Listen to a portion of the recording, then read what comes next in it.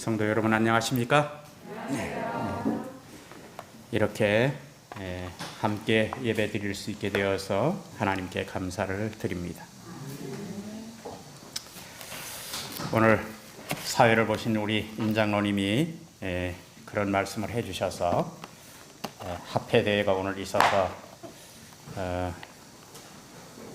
그래도 아이들에게 창세기를 통해서 하나님의 말씀에 조금이라도 도움을 주고 싶은 마음이 있었고요.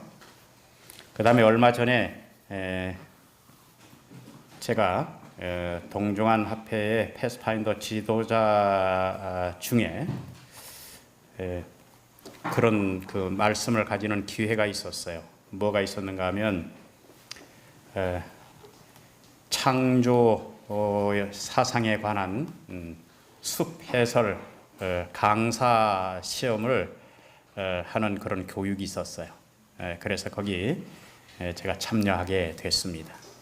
참여하게 됐는데 각 합회에서 5명 내지 7명 그렇게 해서 전국에서 제주까지 이렇게 해가지고 교사들이 다 모여서 시간을 가진 적이 있습니다. 그런데 거기 주된 시간에 3시간 동안 제가 말씀을 들으면서 아주 매우 너무 그 부끄러운 생각을 많이 가졌어요. 그 아버지가 말입니다. 아버지가 어떤 사람에게 모욕을 당하는데 그 아들이 아버지가 저 모욕을 당하는 걸 그냥 보고 있으면서 왜 그러지? 그러고 있는 것 같은 그런 자신의 제 마음 가운데 아주 심하게 그렇게 요동치게 그런 마음이 가졌어요. 내가 내 아버지의 모욕당하는 것을 보고 방관하는 그런 방관적인 그런 입장에 있다는 사실을 내가 깊이 느끼는 그런 시간이었습니다. 우리는 보통 다 얘기할 때 어떻게 얘기하는가 하면 사람들이 왜 진화론을 믿지? 왜 진화론을 믿는 거야? 그게 다 허구성인데 왜 진화론을 믿지? 그렇게 하고 딱 마는 것입니다. 가설들을 그렇게 믿는 사람들 보면 참 어리석어. 그렇게 하고 딱 끝나는 것입니다. 차라리 창조론이나 믿지 그래. 너희들 모두 다 틀렸어. 그렇게 하고 우리는 신앙의 위안을 가지고 삶을 살아가는 게 오늘날 우리들의 태도입니다. 그런데 여러분 그렇지 않습니다. 사단은 말입니다. 잠도 자지 아니하고 이 세상의 수많은 사람들에게 진화론에 대한 것을 연구하도록 종용하고 그 사람들은 수많은 사람들이 밤에 밤잠을 자지 아니하고 뭘 연구하는가 하면 이 진화론에 대한 것을 연구한다는 것입니다. 그리고 책으로 만들어내고 또 그 다음에 그 사람들이 또 그것을 또 논리로 또 정연하게 그걸 만들어내고 또 다른 것들을 만들어내서 수많은 사람들이 창조론을 덮을 수 있을 만큼 그렇게 많은 부분의 책들을 지금 쏟아내고 있다는 사실. 근데 우리는 지금 뭘 하고 있는가? 여러분 뭘 하고 계십니까? 진화론 같은 거 우리 안 믿어도 돼. 창조론 우리 받아들이면 돼. 그렇게 하고 계십니까?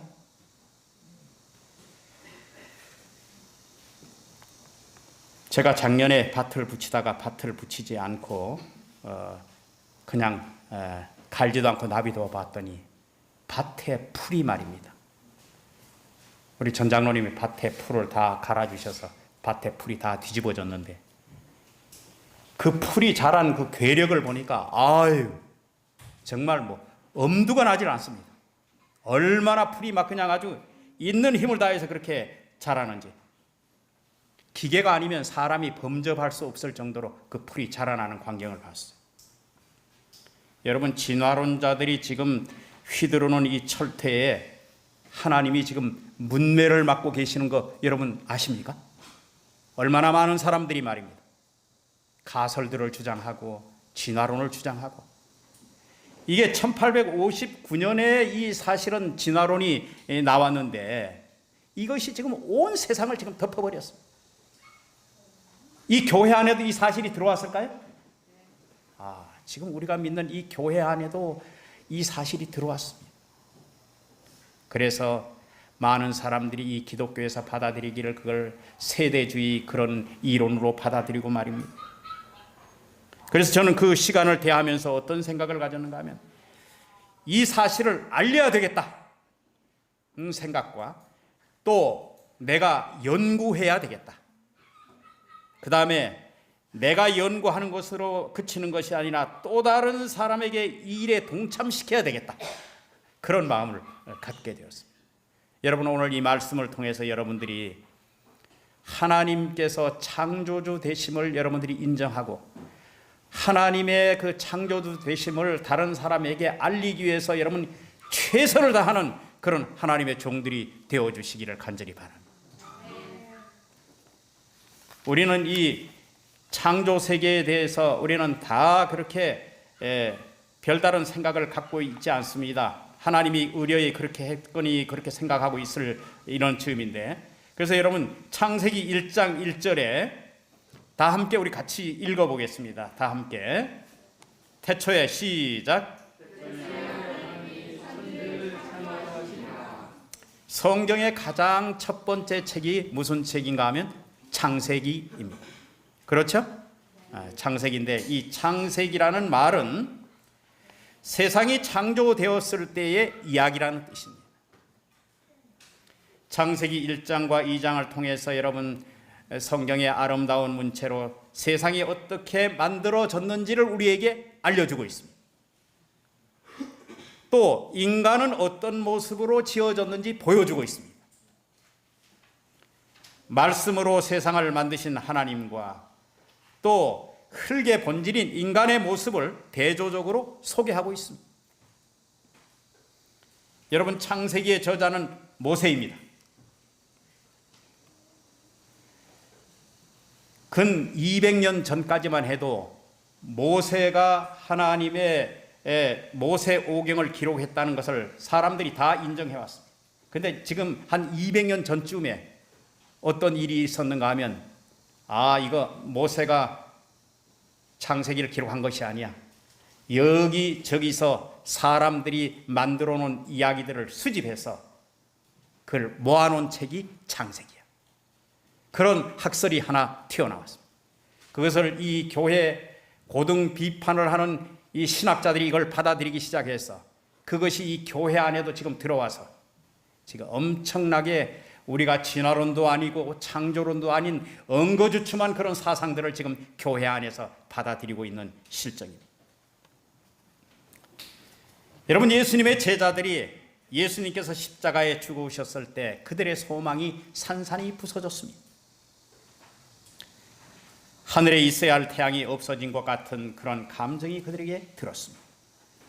캄캄함과 어둠의 절망이 그들을 짓누르고 악이 득세하는 모습들을 그들의 눈으로 목도했으며 모든 것을 걸었던 기대와 희망이 한꺼번에 무너져 내렸습니다. 글로바와 함께 다른 제자는 엠마오를 향해서 가고 있었습니다. 부활하신 주님이 이들과 동행하고 계셨습니다.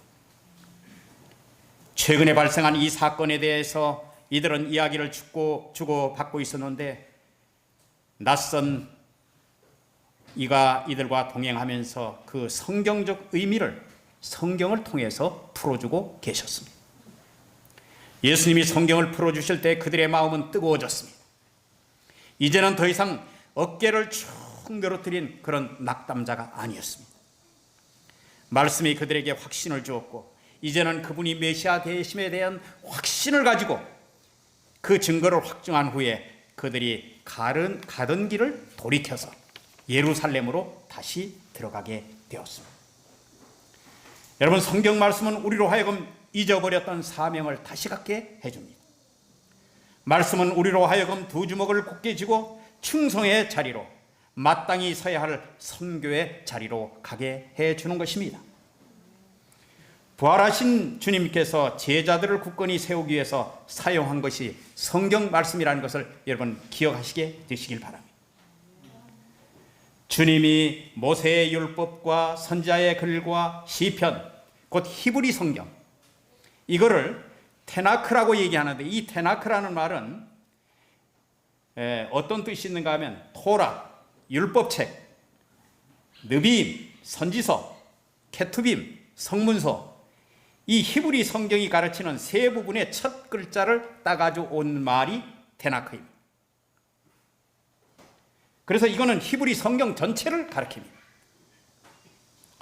제자들의 말씀을 통하여 믿음 위에 든든히 서는 일이 필요했다면 오늘 이 마지막 세대를 살아가는 우리가 이 시대에 우리의 믿음들이 성경의 원칙 위에 확고하게 서 있다는 것은 얼마나 필요한 일인지, 얼마나 중요한 일인지 우리는 알아야 할 것입니다.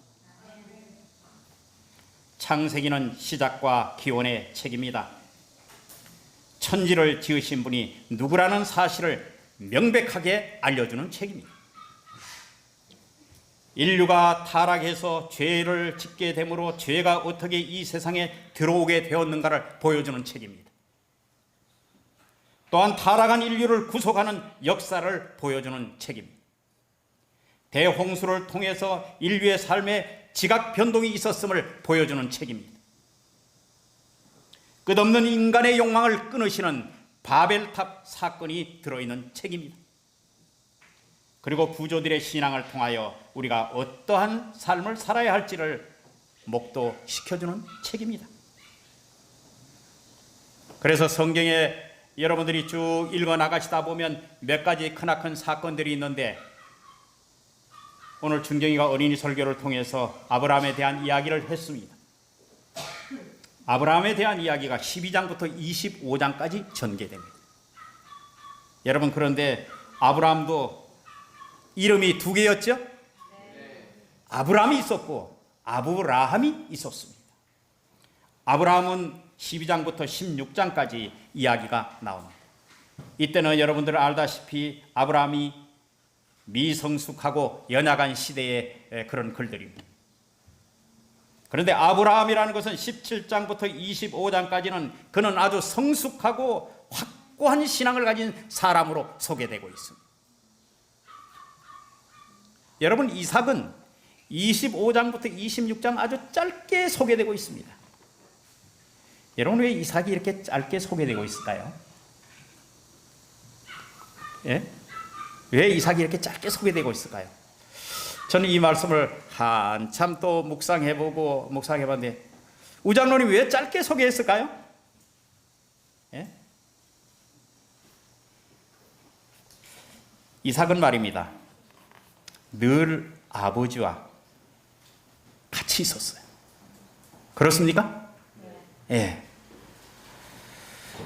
그래서 그의 인생의 문제거리가 능력 많은 아버지로부터 모든 것이 다 해결되어서 아버지하고 늘 함께 있었기 때문에 든든한 아버지 아래에 있어서 세상의 어떤 아들보다 삶의 굴곡이 적었다고 보여집니다. 이삭이 말입니다, 든든한 아버지 아래에 있고, 그래서 그 성경에도 이삭을 통해서 딱 마지막에 제가 성경절을 제시하겠습니다마는 그 성경에 보면 딱 한 가지 아들들을 위해서 축복한 사실을 히브리 기자는 크게 기록하고 있습니다. 이삭이 그의 아버지 아브라함과 함께 함으로 축복을 얻었던 것처럼 우리가 만주의 주시오 만왕의 왕 되시는 하나님 아버지와 동행하시는 그런 삶의 주인공들이 되시기를 간절히 바랍니다. 그 다음에 이삭 다음에 야곱의 이야기가 나옵니다. 야곱은 27장부터 36장까지 나오는데, 야곱이라는 그 이름을 가진 27장부터 31장까지는 야곱 시대입니다. 내 의지를 앞세웠던 시대입니다. 그죠? 이스라엘 시대는 32장부터 36장까지 나오는데 하나님 앞에 굴복된 시대를 의미합니다. 여러분, 야곱은 끊일 줄을 모르는 자기 욕심의 사람이었습니다. 태어날 때부터 형에게 뒤지지 않으려고 어떻게 해요? 나오는 순간까지도 형의 발 뒤꿈치를 붙들고 나올 만큼 그는 아주 지지 않으려고 그렇게 했던 사람입니다. 팥죽 한 그릇의 장자권을 획득했고 거짓으로 아버지와 하나님을 속이고 장자의 축복을 가로챘습니다. 거짓으로 쟁취한 그 자리는 결국은 분노한 형의 두려움으로부터 가족으로부터 분리되는 그런 삶을 살게 되었습니다. 그래서 아주 파란만장한 인생 경험을 갖게 됩니다. 남을 속였던 대가는 그는 속음으로써 대가를 톡톡히 치릅니다. 그러면서도 그럴지라도 하나님과 맺었던 약속을 그는 붙잡고자 애를 썼습니다. 야곱의 인생을 통해서 우리는 야곱이 하나님보다 앞서가다가 더 많은 인생의 굴곡이 있었다는 인물임을 우리는 보게 되는 것입니다. 그 다음에 요셉의 이야기가 37장부터 50장까지 기록이 되어 있습니다. 요셉은 아버지의 심부름을 갖다가 때 아닌 비극을 경험하게 됩니다. 애굽에 팔려갔을 때 하나님이 그와 동행하셨고 유혹 가운데서도 하나님이 그와 동행하셨으며 감옥에서도 하나님이 그와 동행하셨고 자기를 노예로 팔았던 형들 앞에서도 하나님의 영광을 드러내는 삶을 살게 되었습니다. 그는 아버지 야곱과 달리 자기 인생을 하나님께 맡기는 사람이었습니다. 순례대로 산 사람이었죠. 하나님의 인도하심을 따랐고 하나님의 지도하심과 섭리대로 산 사람이었습니다. 여러분, 창세기의 주제는 말입니다. 이게 서론에 나온 주제이기 때문에 우리 학생들에게 기억하기 위해서 제가 말씀을 드립니다. 창세기의 주제는 순종하는 자녀들을 하나님이 어떻게 축복하시고 인도하시는 것에 대한 기록입니다. 또 한 가지 사실은 하나님을 떠나고 반역하는 사람들의 비극적인 절망의 이 결말에 대한 교훈입니다. 그래서 이거 창세기의 큰 주제로 이게 하나님께서 하나님을 믿는 사람들을 어떻게 축복하시고 인도하시는가, 그것을 창세기를 통해서 아주 명백하게 보여줘요. 그래서 여러분들이 성경을 읽으면서 순종하는 자녀들을 하나님께서 이렇게 축복하시는구나. 우리가 하나님 앞에, 여러분 아브라함의 이야기나 이삭의 이야기나 야곱의 이야기나 요셉의 이야기나 다 한 자리로 딱 축소하면 순종입니다. 한 단어로 표시하라면 순종입니다. 우리가 순종할 때, 하나님 앞에 순종할 때 하나님은 축복하셨을 뿐만 아니라 그들을 인도하셨습니다. 여러분, 창세기를 통해서 우주의 기원이 소개되고 있습니다. 세상이 어떻게 만들어졌는지, 혼돈하고 공허한 시대에 하나님께서 어떻게 이 세상을 창조하셨는지에 대한 것을 알려주고 있습니다.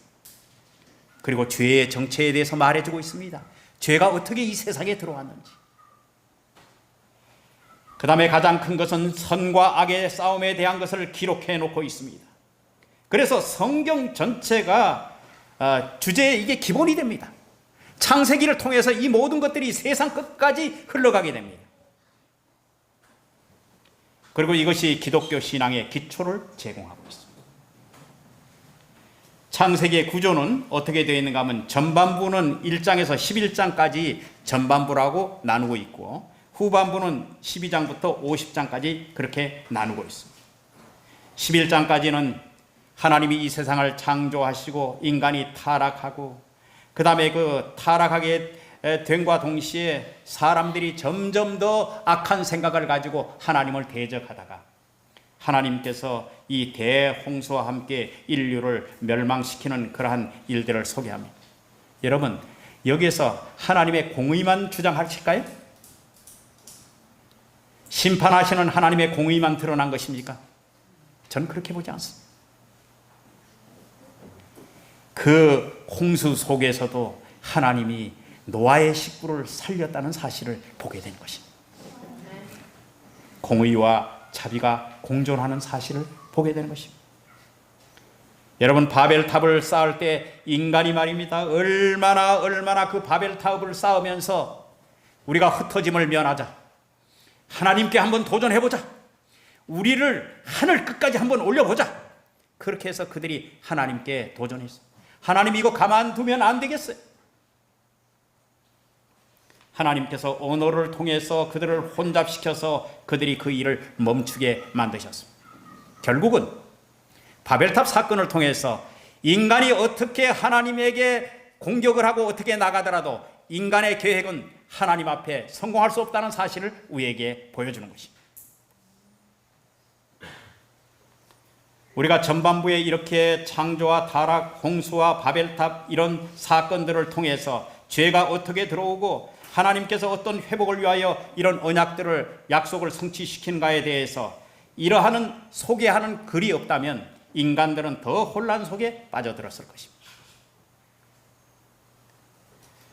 이러한 사건들을 통해서 성경 외에 어느 곳에서도 소개하지 않는 하나님이 이 세상을 만드셨다는 놀라운 사실과 함께 죄가 이 세상에 들어오게 됐다는 놀라운 사실도 알려주는 책은 아무도 없습니다. 그렇기 때문에 이 책은 매우 중요한 책입니다.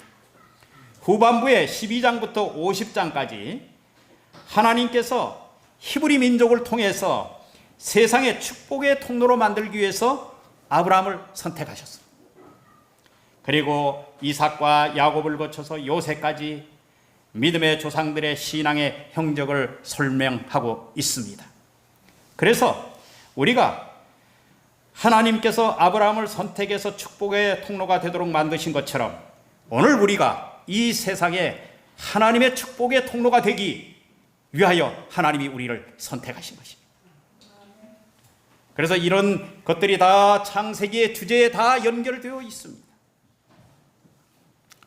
이제 하나님의 말씀을 좀 보도록 하겠습니다. 히브리 11장 17절로 22절입니다. 제가 하나님의 말씀을 봉독해 올리겠습니다. 아브라함은 시험을 받을 때에는 믿음으로 이삭을 드렸으니 저는 약속을 받은 자로되 그 독생자를 드렸느니라. 저에게 이미 말씀하시기를 내 자손이라 칭할 자는 이삭으로 말미암으리라 하셨으니 저가 하나님이 능히 죽은 자 가운데서 다시 살리실 줄로 생각한지라 비유컨대 죽은 자 가운데서 도로 받은 것이니라. 믿음으로 이삭은 장차 오는 일에 대하여 야곱과 에서에게 축복하였습니다. 믿음으로 야곱은 죽을 때에 요셉의 각 아들에게 축복하고 그 지팡이의 머리에 의지하여 경배하였으며 믿음으로 요셉은 임종시에 이스라엘 자손들에 떠날 것을 말하고 또 자기 해고를 위하여 명하였으며. 요 딱딱한 성경을 제가 부드러운 그 우리말 성경으로 좀 다시 한번 읽어보도록 하겠습니다. 하나님께서 아브라함의 믿음을 시험하셨을 때에도 아브라함은 아무런 의심 없이 하나님의 약속을 믿었습니다. 그래서 아브라함은 아들 이삭을 제물로 삼아 제단 위에서 그를 죽여 희생 제사를 드리려고 했던 것입니다. 그렇습니다. 아브라함은 이 이삭을 통하여 그의 자손이 퍼져나가게 하리라는 하나님의 약속을 받았음에도 불구하고 이삭을 희생 제물로 바치려 하였습니다. 만일 이삭이 죽었더라도 하나님께서 다시 살리시리라고 아브라함은 믿었던 것입니다. 그리고 바로 그와 같은 일이 이루어졌습니다. 죽을 운명에 놓였던 이삭이 살아있는 그대로 다시 아브라함에게로 되돌아온 것입니다. 하나님께서 장차 자신의 두 아들 야곱과 에서에게 복을 내려 주시리라는 것을 이삭이 알게 된 것도 그에게 믿음이 있었기 때문입니다. 야곱은 나이가 들어 죽을 때 지팡이를 의지하고 서서 믿음으로 하나님께 기도를 드린 뒤 요셉의 두 아들을 축복해 주었습니다. 요셉이 임종을 맞을 때 이스라엘 백성들은 하나님께서 애굽에서 이끌어 내시리라고 말한 것도 그에게 확고한 믿음이 있었기 때문입니다. 그래서 그는 자손들에게 애굽을 떠날 때 자기 유골도 가지고 나가달라고 부탁을 한 것입니다. 어떻게 조금 우리말 성경을 읽으니까 조금 더 이해가 잘 되시죠? 네. 그래서 이 창세기는 성경 전체를 이끌고 나가는 기관차의 머리 부분과 같은 부분입니다. 여러분 기독교 철학의 이슈가 되는 부분들, 확실하게 소개하고 있습니다. 그래서 하나님이 우리의 창조주 되신다는 이 신과는 정말 아주 우리가 잊어버려서는 안 될 그럴 확실한 신관입니다. 그분이 우주를 창조하셨을 뿐만 아니라 인간을 자신의 손으로 흙으로 빚으시고 생기를 불어넣으셔서 생명이 되게 하셨습니다. 여러분, 이 일을 통하여 인간의 가치를 하나님께서 높이셨습니다. 하나님과 교제의 대상으로 우리를 창조하셨을 뿐만 아니라 인간이 하등동물로부터 발전되지 않았다는 사실을 분명히 밝혀주고 하나님의 형상으로 지음을 받음으로 인간의 가치를 존귀하게 만드셨습니다. 그리고 우리의 주인이 계심에 대해서 명백히 알려주는 책이 여러분 창세기입니다. 죄를 따라 유혹의 길을 걸었지만은 회복할 수 있는 길을 분명히 제시하셨고 그 길을 따르는 방법을 알려주셨습니다. 구원의 회복을 위한 로드맵이 있는 책이 창세기입니다. 인간이 악을 향하여 질주할 때 대홍수를 통하여 하나님이 심판을 분명하게 제시하셨고 그 홍수 가운데서 의로운 백성, 믿음을 가진 백성을 어떻게 감싸고 보호하셨는지를 보여주는 책입니다. 바벨탑 사건을 통하여서 인간의 욕망을 어떻게 처리하셨는지, 결국은 인간의 헛된 욕심은 성공치 못한다는 사실을 분명하게 우리에게 일깨워 주고 있습니다.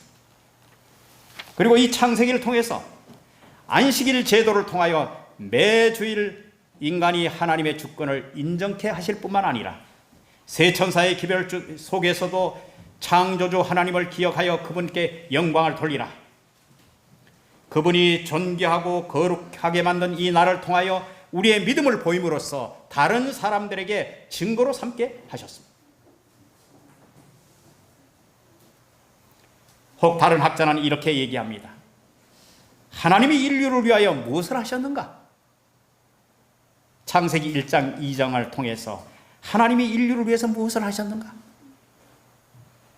3장부터 11장까지 인간은 거기에 어떻게 응답했는가? 12장부터 50장까지는 그럼에도 불구하고 하나님이 어떻게 해주셨는가? 여기에 맞춰서 창세기를 풀어내고 있습니다. 하나님께서 창세기를 통해서 우리에게 많은 것을 제시하십니다. 여러분, 창조 사역을 통해서 천지 만물을 창조하시고 주관하시는 하나님으로 창세기 1장과 2장에는 소개하고 있습니다. 타락한 아담에게 첫 복음을 주시는 사랑의 하나님으로 3장 4장에 소개하고 있습니다. 홍수의 심판을 통해서 공의의 하나님이시지만 자비의 하나님도 되신다는 사실을 우리에게 보여주고 있습니다. 6장과 9장까지 바벨탑 사건을 통해서 이 온 우주를 통치하시는 하나님으로 우리에게 보여집니다. 아브라함의 언약을 통해서 구원을 주시는 하나님으로 소개되고 있습니다. 이삭을 통하여 하나님께서 언약을 신실하게 지키시는 하나님으로 소개되고 있습니다. 야곱을 택하심으로 주권적인 하나님의 은혜의 하나님으로 소개되고 있습니다. 요셉을 통하여 배후에서 신실하게 역사하시는, 섭리하시는 하나님으로 그렇게 나타나고 있습니다. 그래서 우리는 온 성경에서 예수님 자신도 분명한 제시를 하셨습니다. 요한복음 5장 39절에 뭐라고 얘기하셨습니까? 뭐라고 우리에게 말씀하셨습니까? 너희가 성경에서 영생을 얻는 줄 생각하고 성경을 상고하거니와 이 성경이 곧 내게 대하여 증거하는 것이로다. 여러분, 성경을 통해서 예수 그리스도를 보아야 하는 것입니다. 왜냐하면 성경에 분명히 예수님께서 자신에게 말씀하시기를, 자신에 대해 말씀하시기를 성경이 곧 내게 대해서 증거하는 것이다. 그렇기 때문에 모든 말씀을 통해서 예수님이 비춰져야 하는 것입니다. 여러분, 모세의 글 속의 인물들을 통해서 예수님의 모습이 그들에게 비춰졌습니까? 오늘 우리에게 비춰졌습니까? 아담을 통해서 말입니다. 아담은 첫 아담이고 예수 그리스도는 마지막 아담으로 우리에게 나타나 보이신 것입니다. 노아를 통해서 말입니다. 그가 방주를 만들어서 인류를 구원했듯이 온 인류를 구원하시는 예수 그리스도가 거기 비춰지는 것입니다. 아브라함을 통했어요. 아브라함을 통해서 어떻게 하셨습니까? 저는 이 부조와 선지자를 읽다가 제 마음에 참 깊은 감동이 있었습니다. 그래서 저는 오늘 이 아브라함의 신앙을 좀 소개하려고 합니다. 아브라함의 신앙, 뭐뭐하지도 않았다 하는 신앙을 여러분 갖게 되길 바랍니다. 내가 지금부터 나열할 테니 여러분 그렇게 꼭 사시게 되시길 바랍니다. 아브라함의 위대한 믿음의 행위는 불기둥처럼 서서 모든 후대에 하나님의 종들의 진로를 비추어 주고 있다. 아브라함은 하나님의 뜻을 깊이 하려 하지 않았다. 깊이 하려 하지 않았다. 여러분 깊이 하지 않는 그런 신앙을 소유하게 되시길 바랍니다. 하나님께서 3일간의 여유를 주셨습니다. 3일 동안 걸어가서 모리아 땅에 가서 한 산을 지정해 주시고 그곳에서 예배를 드리라고 그렇게 얘기하셨습니다. 그래서 3일 동안 걸어갈 기회가 있었어요. 걸어가면서 하나님께 물을 수도 있었습니다. 하나님, 이 이삭을 왜 꼭 드려야 합니까? 내가 만약에 이 아들을 칼로 죽인다고 할 것 같으면 내가 제2의 가인이 되는 것이 아닙니까? 그러면 제2의 가인으로 세상 사람들한테 주목을 받게 되면 사람들에게 내가 이 예수 믿으라고 전도하면 그 가르침이 제대로 되겠습니까? 이웃 사람들이 오히려 하나님의 모든 것을 손상시키는 그런 일이 되지 않겠습니까? 그런 합리적인 궤변을 늘어놓으면서 이유를 제기할 수도 있었습니다. 그리고 또 그는 나이 많이 먹은 이유를 들어서 하나님, 내가 좀 하나님의 일에 이 순종해야 되는 이 일에 좀 나이가 이렇게 많이 먹었으니 좀 면제해줘도 되시는 거 아닙니까? 그렇게 나이 많은 핑계를 댈 수도 있었어요. 그런데 화이세 글에는 이렇게 얘기합니다. 그는 어느 것을 핑계로 피난처를 찾고자 아니하였다. 그는 자신의 아픈 마음의 구실로 이유를 따지려고 하지도 않았다. 여러분이요, 아브라함이 가졌던 깊이 하지 않는 신앙, 핑계하지 않는 신앙, 이유를 따지지 않는 신앙, 이 신앙 여러분 오늘 아브라함을 통해서 갖게 되시기를 바랍니다. 하나님께서 당신의 모든 요구에 있어서 공평하고 의로우시다는 것을 알고 명령을 문자 그대로 순종하는 신앙. 그래서 야고보 2장 23절과 22절과 23절에 아브라함이 하나님을 믿으니 이것을 하나님께서 의로 여기셨다는 말이 응하였고 하나님의 벗이라 칭함을 받았다고 말씀하고 있습니다. 여러분, 창세기 1장은 그분은 창조주시라는 것을 우리에게 밝혀주고 있습니다. 요한복음 1장 1절로 3절에 태초에 말씀이 계시니라. 이 말씀이 하나님과 함께 계셨고 이 말씀은 곧 하나님이시라. 만물이 그로 말미암아 지은 바 되었고 하나도 그가 없이 된 것이 없느니라. 그분은 창조 사역의 주인이십니다. 창세기 1장을 통해서 그분이 창조주라는 사실을 명백하게 드러내주고 있습니다. 히브리 1장 1절과 2절에 말씀하시는 하나님이 저로 모든 세계를 지으셨느니라. 그분이 예전부터 먼저 계셨을 뿐만 아니라 그분의 선제성을 얘기해 주시고 그분의 신성을 이야기해 주십니다. 창세기는 우리에게 매우 중요한 책입니다. 왜냐하면 그분이 창조주이심을 드러내주는 책이기 때문에 그렇습니다. 창세기 2장을 통해서 그분은 참된 안식을 주시는 분이십니다. 일곱째 날을 3번 반복하셨습니다. 일곱째 날, 일곱째 날, 일곱째 날. 여러분이요, 중요하기 때문에 하나님께서 이 3번 강조하신 것입니다. 여러분, 이 안식일이 오늘날 어떤 안식일입니까? 하나님께서 중요하게 생각하는 이 안식일, 단순하게 우리가 지키는 그냥 12시 예배만 드리고 딱 나가고 그냥 모든 것을 잊어버리는 그런 안식일이 아닙니다. 이 안식일은 그야말로 하나님의 영광을 드러내는, 하나님의 영광을 아주 드높이는 그런 날입니다.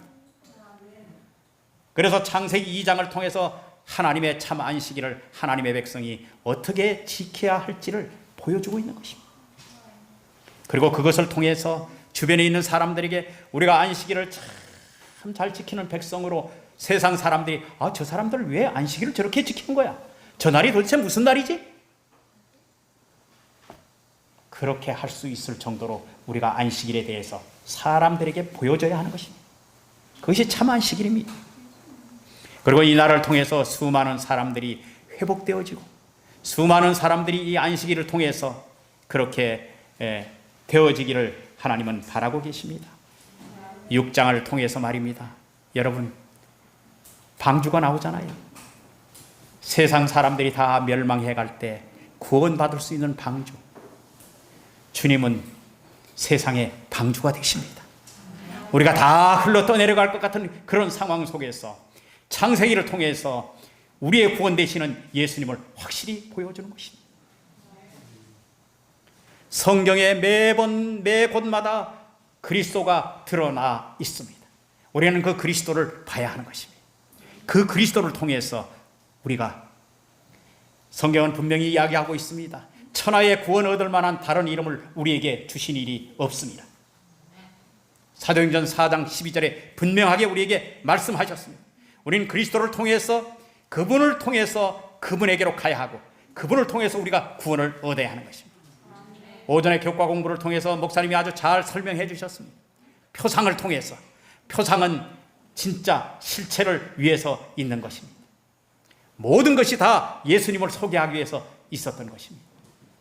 사랑하는 여러분들이시여, 창세기를 통해서 우리가 하나님의 기별을 더 확고히 믿고 창조주 되심을 인해서 우리가 감사를 드리고 더 여러분들이 많은 부분에서 이 천연계 속에서 하나님의 사랑을 느끼기 위해서 애를 쓰고 또한 그것을 기록으로 남기고 다른 사람에게 증거하고 하나님이 이 세상을 만드신 분이라는 것을 분명하게 제시하는 저와 여러분들이 되시기를 이 시간에 간절히 소망합니다.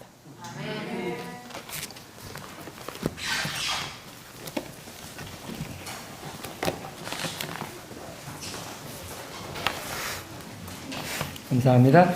다 함께 532장 찬미 부르시면서 말씀 주신 장로님 축도로 예배를 마치겠습니다. 다 함께 일어나셔서 532장 찬미 부르시겠습니다.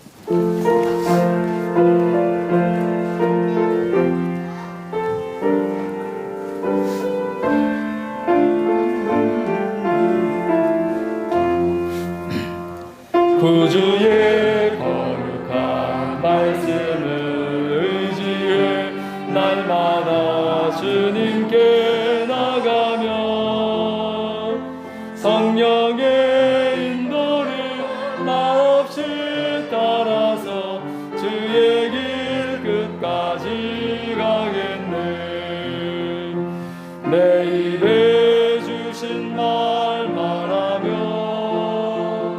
잠잠히 주의 음성 듣네. 달하신 곳으로 나가며 주님의 착한 종 되겠네. 앞길이 어둡고 소망이 끊겨도 주께서 모든 것 아시니 모든 것 주님께 온전히 맡기면 사랑의 품 안에 쉬겠네. 내 입에 주신 말 말하며 잠잠히 주의 음성 듣네. 달하신 곳으로 나가며 주님의 착한 종 되겠네. 주님은 내 맘에 친구로 모시고 모든 것 마음이 편하고 앞길이 열리는 주께서 인도자 되밀세. 내 입에 주신 말 말하며 잠잠히 주의 음성 듣네. 바라신 곳으로 나가며 주님의 착한 종 되겠네. 하나님 아버지, 은혜를 감사합니다. 오늘 성경의 가장 첫 책에 대해서 함께 말씀을 나누게 해주셔서 감사합니다. 주님이 우리의 창조주 되심을 감사를 드립니다. 이 사상 흔들리지 않고 끝까지 하늘에 이르기까지 변하지 않도록 도와주시옵시고, 다른 사람에게 이 사실을 증거할 수 있도록 주님 도와주시옵소서. 그리고 언제든지 이 부조들이 하나님을 의지하고 믿고 성실하게 생애했던 것처럼 우리의 삶들이 주님 앞에 그렇게 드려지게 되기를 간절히 소망합니다. 이 귀례교회 모든 식구들을 그렇게 인도해 주시옵시고, 하나님의 말씀을 따라 사는 백성들이 되도록 주님 축복해 주옵소서. 귀하신 예수님 이름으로 간절히 기도드립니다. 아멘.